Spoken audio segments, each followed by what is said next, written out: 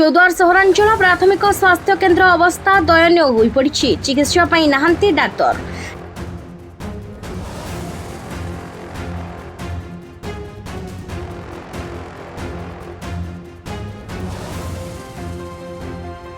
पंदर साहू पाइबी ठाकुर घर को मुंडिया मारिया जाते ओली गावा जाते ठाकुर घर को ओली खेल फेरला बेलू से षंड गुला धरी लगेदेला सिंगलटा फाटी जा तल पेटीटा सेवा जहाँ मिलूँ कि अभी तो टाइम हो कहीं आसना 9टा पाखा डॉक्टर ना नर्स ना कहीं ना।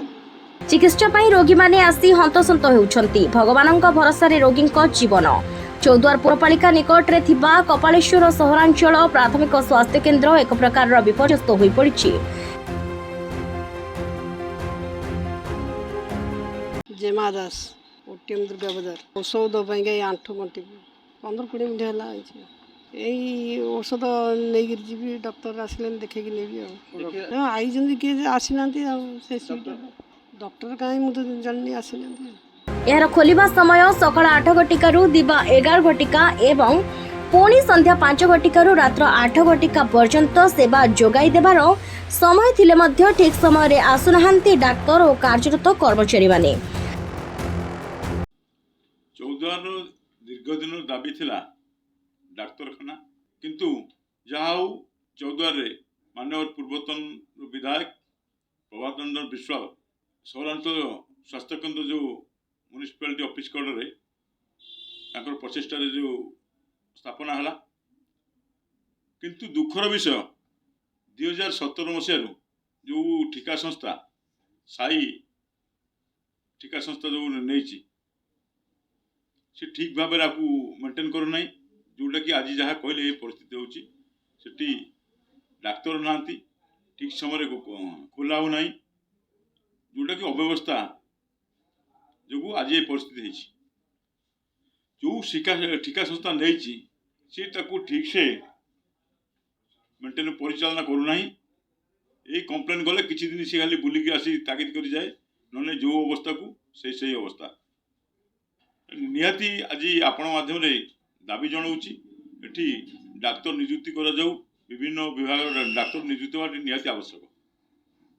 मो ना भीमसेन विश्वाल मु चौद्वार बासिंदा। चौद्वार रे दीर्घ दिन पर जहाँ पूर्वतन विधायक द्वारा से जो मेडिकलटी होता कपालेश्वर थिला बहुत लोग असुविधा होते जो मेडिकलटा थिला बहुत स्वागत योग्य होगी जहाँ मेडिकलटा आरंभ है किंतु दुखर विषय मेडिकल रे बर्तमान विभिन्न प्रकार समस्या रही। आपड़ जी देखिए ऑर्थोपेडिक ना लिखाई कि ऑर्थोपेडिक डॉक्टर ना आपड़ देखिए फिजियोथेरापी अच्छी टाइमिंग लिखाई कि फिजियोथेरापी होनी आपड़ देखिए गोटे आमर से डाक्तर भी नहांती जदि केतबेले भी पेसेंट आसुंच डाक्तर जो मनमुखी जो डाक्तर आसवा समय तार तालमेल नाई आमर पूरा दीर्घ दिन पर आम गोटे माने दाबी करूँ दाबी भी ठीक ठाक चलता फेर किसी दिन दाबी केते दाबी करूँ फेर देखुँ आम देखुँ आमर एटी गोटे समस्या रही कौन आम एठिका जो जनप्रतिनिधि जो मैंने माने इलेक्शन माने लोक द्वारा जीति आपण मैंने देखिए मार्क करेंगे खाली गेस्ट केमी हे अतिथि हे केमी से मोहमाया वार्ड रे बुलिकी कौन समस्या अच्छी लोकंर मेडिकल कौन समस्या रोची डाक्तर कहीं रोना तापर तदारख करी केमी आपणे से चिंता करूना म्युनिसिपालिटी काम ठीक से हो कि न हो देखुना विभिन्न प्रकार जो पानी दवा कथा गवर्नमेंट कौच आम पानी मागणा दवा कथा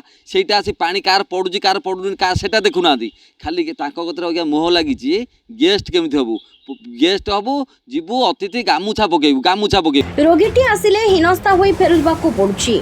बारंबार अभियोग परे मध्य उक्त स्वास्थ्य केन्द्र को चलाउथिबा ठिका संस्थार मनमुखी कार्य पई स्वास्थ्य सेवारू वंचित चौद्वारवासी। तेबे एनेई जिला मुख्य चिकित्सा और जनस्वास्थ्य अधिकारी एवं जिला मिशन निर्देशक कटक डॉक्टर मकरंद बेउरा सहित जोगाजोग करिबारु से आगकू ए विषय पदक्षेप नेबे बोली प्रतिश्रुति दैछन्ति।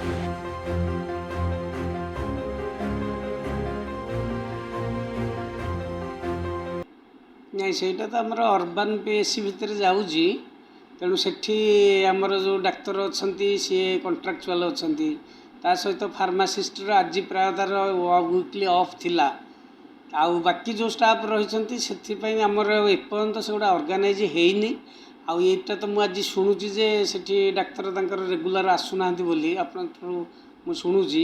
ସେଟାକୁ ମୁଁ ନିଶ୍ଚିତ ଭାବରେ ଦୃଷ୍ଟି ଦେବି, ଯେମିତି ଡାକ୍ତର ନିଶ୍ଚିତ ଭାବରେ ତାଙ୍କର ଯେଉଁ ସକାଳ ବେଳା 8ଟାରୁ 11ଟା ଆଉ ଉପର ବେଳା ତାଙ୍କର ହେଉଛି 5ଟାରୁ 8ଟା, ଏଇଟା ନିଶ୍ଚିତ ଭାବରେ ସେମାନେ ରହିବେ। ଆଉ ରୋଗୀମାନଙ୍କ ସ୍ୱାର୍ଥ ପାଇଁ ସୁବିଧା ପାଇଁ ସେମାନେ ଆଉଟଡୋରଟା ମେଣ୍ଟେନ୍ କରିବା ଦରକାର। ଯଦି ସେଇଟା ହେଉନାହିଁ ମୁଁ ନିଶ୍ଚିତ ଭାବରେ ୟାକୁ ସୁଧାର ଯେମିତି ହେବ ତା ପାଇଁ ପଦକ୍ଷେପ ନେବି। ନାଇଁ ସେଠି ଆକ୍ଚୁଆଲି ସ୍ପେଶାଲିଷ୍ଟ ସର୍ଭିସ୍ ଦେବା ପାଇଁ ଯଦିଓ ବନ୍ଦୋବସ୍ତ ହେଇଛି, ଆମର ସ୍ପେଶାଲିଷ୍ଟ ଡାକ୍ତର ନାହାନ୍ତି। ଆପଣ ଜାଣିଛନ୍ତି ଆମର ଯେତିକି ଡାକ୍ତର ଅଛନ୍ତି ତାର ସଂଖ୍ୟା କମ୍, ତା ସହିତ ଅନ୍ୟ ଡାକ୍ତରମାନେ ମଧ୍ୟ ଏଗୁଡ଼ାକରେ ଜଏନ୍ କରୁନାହାନ୍ତି। ଯିଏ ବି ଜଏନ୍ କରୁଛନ୍ତି ସେମାନେ ଅଳ୍ପ ଦିନ ଭିତରେ ଛାଡ଼ିକି ମଧ୍ୟ ପଳାଉଛନ୍ତି। ଆଉ ଯେଉଁ ଏଇ କହିଲେ ଅର୍ଥୋପେଡ଼ିକ୍ସ ହେଉ, ଗାଇନିକ୍ ହେଉ କି ପେଡ଼ିଆଟ୍ରିକ୍ ହେଉ, ମାନେ କପଳେଶ୍ୱର ଅର୍ବାନ୍ ପିଏସି ସେଠି ଆକ୍ଚୁଆଲି ଆମର କେହି ଆମର ଏନଗେଜମେଣ୍ଟ ହେଇନାହାନ୍ତି। ତେଣୁ ପରେ ଯେତେବେଳେ ଡାକ୍ତର ମିଳିବେ ତାହେଲେ ସେତେବେଳେ ଆମେ ତାଙ୍କୁ ନିୟୋଜିତ କରିବୁ ଆଉ ଲୋକମାନଙ୍କୁ ସେବା ଦେଇପାରିବୁ। କାରଣ ବର୍ତ୍ତମାନ ଏବେ ଯେଉଁ ନୂଆ ଡାକ୍ତର ସବୁ ଆସୁଛନ୍ତି ସେମାନଙ୍କର ନେକ୍ସଟ ଏମ୍ ରହୁଛି, ଉଦ୍ଦେଶ୍ୟ ରହୁଛି ସେମାନେ ପିଜି କରିବେ, ପୋଷ୍ଟ ଗ୍ରାଜୁଏଟ୍ କରିବେ। ଯଦି ପିଜି କରିଲେ ତାପରେ ପିଜି ପାଇଁ ସେମାନେ ଆସୁଛନ୍ତି। ଏବେ ଯେମିତି ଆପଣ ଦେଖିଲେ ଆମର 60 ଜଣ ଡାକ୍ତର ଆମକୁ ଗଭର୍ଣ୍ଣମେଣ୍ଟ ଦେଇଥିଲେ କଟକ ଜିଲ୍ଲା ପାଇଁ, ସେଥିରୁ 40 ଜଣ ହିଁ ଆସିଲେ, 20 ଜଣ ଆଉ ଆସିକି ଜଏନ୍ କଲେ ନାହିଁ। ଆଉ ଯେଉଁ 40 ଜଣକୁ ଆମେ ଏନଗେଜ୍ କରେଇଲୁ ବିଭିନ୍ନ CSC PSC ମାନଙ୍କରେ, ସେମାନେ ତାଙ୍କର ଏଇ ଯେଉଁ ପିଜି ଅଛି, ଏଇ ଏମ୍ସର ପିଜି ଏଇ ମାସରେ ଅଛି 19 ତାରିଖରେ, ତା ସହିତ ଆର ମାସକୁ ଜୁନ୍ 23ରେ ଅଛି ତାଙ୍କର ଅଲ୍ ଇଣ୍ଡିଆର ଯେଉଁ ନିଟ୍ ପିଜି। ତେଣୁ ସେମାନେ ବର୍ତ୍ତମାନ ପିଜି ପାଇଁ ପାଠ ପଢ଼ୁଛନ୍ତି, ଏଠି ଜଷ୍ଟ ଜଏନ୍ କରିଦେଇକି ସେ ବର୍ତ୍ତମାନ ଯାଇକି ତାଙ୍କର ପିଜି ପାଇଁ ପ୍ରିପେୟାର୍ଡ଼ କରୁଛନ୍ତି। ଆମେ ଯଦିଓ ଜାଣୁଛୁ ଏଇ କଥାଟା, ତାଙ୍କର କ୍ୟାରିୟର ପାଇଁ ଆମେମାନେ ବାଧ୍ୟ ହୋଇକି ଚୁପ୍ ରହୁଛୁ, କାରଣ ଆମେ ତାକୁ ବାଧ୍ୟ କରିଲେ ସେମାନେ ପୁରା ଛୁଟିରେ ପଳାଇବେ। ତେଣୁ ଆମକୁ ବେଳେବେଳେ ମ୍ୟାନେଜ୍ କରିବାକୁ ପଡ଼ୁଛି। ଏଇଟା ହେଲା 1ରେ। 2ରେ ଯେଉଁମାନେ ପିଜି କରିକି ଆସୁଛନ୍ତି ସେମାନଙ୍କର ନେକ୍ସଟ ଏମ୍ ରହୁଛି ଆମେ ଆସିଷ୍ଟାଣ୍ଟ ପ୍ରଫେସର ହେବୁ। ଆସିଷ୍ଟାଣ୍ଟ ପ୍ରଫେସର ମାନେ ଯେଉଁ ମେଡ଼ିକାଲ କଲେଜ ଆପଣ ଜାଣିଛନ୍ତି ଆମର 13ଟା ନୂଆ ଖୋଲା ହେଇଗଲା, ତେଣୁ ସେଠି ମଧ୍ୟ ଫାକଲ୍ଟି ଆମର କମ୍ ଅଛନ୍ତି। ତେଣୁ ଯାହାଫଳରେ କି ସେମାନଙ୍କର ଏମ୍ ରହୁଛି ଆମେ ପିଜି କରିଲୁ, ତେଣୁ ଆମେ ମେଡ଼ିକାଲ କଲେଜକୁ ଯିବୁ। ସେମାନେ ମଧ୍ୟ ଆମ ପାଖରେ ଜଏନ୍ କରିକି ବି ଛାଡ଼ି ଦେଇକି ପଳାଉଛନ୍ତି। ତେଣୁ ସେମାନଙ୍କର ଯେଉଁ ପିଲାମାନଙ୍କର ରହୁଛି ତାଙ୍କର ଭବିଷ୍ୟତକୁ ସେମାନେ ଆଖିରେ ରଖିକି ସେମାନେ ବର୍ତ୍ତମାନ ଏଇ ଷ୍ଟ୍ରିମ୍ରେ ରହୁନାହାନ୍ତି। ୟାର ଗୋଟିଏ ସମାଧାନ ହେବ ଯେତେବେଳେ ସବୁ ମେଡ଼ିକାଲ କଲେଜ ଗୁଡ଼ାକରୁ ଆମ ଡାକ୍ତର ବାହାରିବେ। ଆମେ ଯେତେବେଳେ ପାଠ ପଢ଼ୁଥିଲୁ ସେତେବେଳେ ମାକ୍ସିମମ୍ 300 ଡାକ୍ତର ବାହାରୁଥିଲେ। ଏବେ ଯେଉଁ ମେଡ଼ିକାଲ କଲେଜ ହେଇଛି ସେଥିରୁ 2500 ଉପରେ ଡାକ୍ତର ବାହାରିବେ ବର୍ଷକୁ। ତେଣୁ ସେତେବେଳେ ଯେତେବେଳେ ଏଇଟା ଲାଗିଯିବ ବୋଧେ 3-4 ବର୍ଷ ଆହୁରି, ତେଣୁ ସେତିକି ବେଳେ ହିଁ ଏଇଟାର ସମାଧାନ ହେବ। ଯାହାଫଳରେ କି ଡାକ୍ତର ସେତେବେଳେ ସରପ୍ଲସ୍ ରହିବେ, ଡାକ୍ତର ବେଶୀ ରହିବେ, ପୋଷ୍ଟ କମ୍ ରହିବ। ସେତେବେଳେ ମଧ୍ୟ ଏମାନଙ୍କର ବେକାରୀ ସମସ୍ୟା ମଧ୍ୟ ସୃଷ୍ଟି ହୋଇପାରେ। ଦୂର ମାନେ ବର୍ତ୍ତମାନ ଆମର ଯେଉଁ ବର୍ତ୍ତମାନ ସିଚୁଏସନ୍ ଅଛି ଆମର CSC ଗୁଡ଼ାକରେ ଯଦିଓ ଡାକ୍ତର ପୋଷ୍ଟ ଅଧିକା ଅଛି, ପ୍ରଥମେ ଡାକ୍ତର ପୋଷ୍ଟ 11ଟା ଥିଲା, ଏବେ କରିଦିଆହେଇଛି 21ଟା। ଗୋଟେ CSC ବ୍ଲକ CSCରେ 21 ଜଣ ଡାକ୍ତର, କିନ୍ତୁ ବର୍ତ୍ତମାନ ଆମର ଦେଖନ୍ତୁ ଆମର 4 ଜଣ 5 ଜଣ ମାକ୍ସିମମ୍ ଏତିକି ଡାକ୍ତର ଅଛନ୍ତି। ତେଣୁ ସେତିକିରେ ବି ଚଳେଇ ହେଉନି। ତେଣୁ ଆମର PSC ମାନଙ୍କରେ ଯେଉଁ ଡାକ୍ତର ସବୁ ରହିଛନ୍ତି, ଛୋଟ ଡାକ୍ତରଖାନା ଯେଉଁଗୁଡ଼ାକି ଆମର ପଞ୍ଚାୟତ ଲେବୁଲ୍ ସେ ଯେଉଁ ସେକ୍ଟର ଲେବୁଲ୍ରେ ଅଛି, ତେଣୁ ଆମକୁ ବାଧ୍ୟ ହୋଇକି ସେଠାର ଡାକ୍ତରମାନଙ୍କୁ ଆମେ ସପ୍ତାହରେ 2 ଦିନ ଆଣିକି CSC ମାନଙ୍କରେ କାମ କରାଉଛୁ। ଯାହାଫଳରେ କି ସବୁଠି ଡାକ୍ତର ରହିବେ, କାମ ହେବ।